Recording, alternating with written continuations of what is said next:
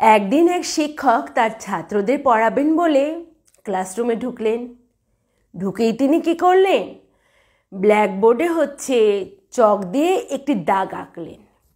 একেই তিনি ছাত্রদের উদ্দেশ্য করে বললেন, তোমাদের মধ্যে কি এমন কেউ আছে যে এই দাগটাকে ছোট করতে পারবে? তবে একটা শর্ত আছে, দাগটাকে মোছা যাবে না, মোছা ছাড়াই ছোট করে দেখাতে হবে। স্যারের মুখে এই কথা শুনে ছাত্ররা তো পরস্পরের মুখের দিকে চাওয়াচাওয়ি করতে লাগলো। কিভাবে মোছা ছাড়া তারা দাগটাকে ছোট করবে? কেউ আর পারল না দাগটাকে ছোট করতে। শিক্ষক একটু হাসলেন। হেসে কি করলেন?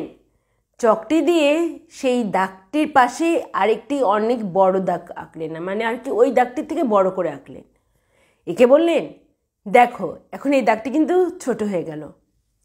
ঠিক তেমনিভাবেই আমাদের বাস্তব লাইফে যদি আমরা কাউকে ছোট করতে চাই, তাহলে তাকে সরাসরি ছোট করার কোনো প্রয়োজন নেই।